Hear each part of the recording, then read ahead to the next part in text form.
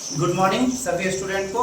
आज हम लेके आए हैं आप लोग के लिए टॉपिक का नाम है रिफ्लेक्शन ऑफ लाइट। यानी कि इससे पहले चैप्टर में हम रिफ्लेक्शन ऑफ लाइट के बारे में पढ़ रहे थे, जिसमें लाइट पढ़े हम लोग।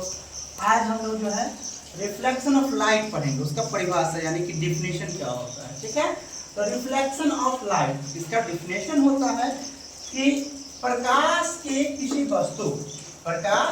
वस्तु से टकराकर लौटने को प्रकाश का परावर्तन कहते हैं। अर्थात समझने के लिए कि प्रकाश किसी वस्तु से जब टकराए और क्या हो, रिफ्लेक्ट करे, यानी कि अधिकांश भाग को जो है लौटा दे, उसको ही कहते हैं प्रकाश का परावर्तन। समझने के लिए एक उदाहरण लेते हैं। उदाहरण में क्या है, अच्छी तरह से पॉलिश की हुई चिकनी सतहों पर पड़ने वाले प्रकाश का अधिकांश भाग उनके द्वारा लौटा दिया जाता है। यानी कि पॉलिश की हुई अगर कोई चिकनी सतह है तो क्या होगा, उस पर अगर लाइट पड़ेगा तो रिफ्लेक्ट होगा, अधिकांश भाग क्या होगा, लौटा देगा। एक और उदाहरण है इसका समतल दर्पण।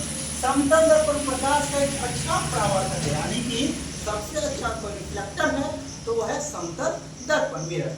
चलिए इसको हम चित्र के माध्यम से समझते हैं। तो चित्र के माध्यम में हमने एक समतल दर्पण का चित्र बनाया है।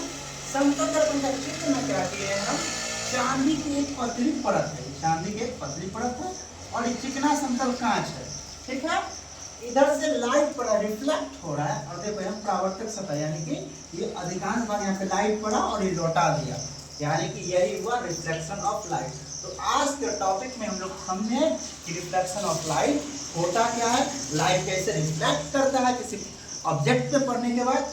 तो आप लोग इसको अगर समझ गए होंगे तो इसको क्या करिएगा, हमेशा आप लोगों को बोलते हैं कि कॉपी और कलम साथ में रखिए। कॉपी और कलम जब साथ में रखिएगा तो मेरा वीडियो को पॉज करके रोक के आप इसको लिख सकते हैं, समझ सकते हैं। और वीडियो अगर समझ में नहीं आए, इसमें अगर कहीं कठिनाई है तो आप कमेंट सेक्शन में जरूर कमेंट कीजिएगा, मैं दोबारा समझाने का इसको प्रयास करूँगा। आज के लिए इतना ही, थैंक यू।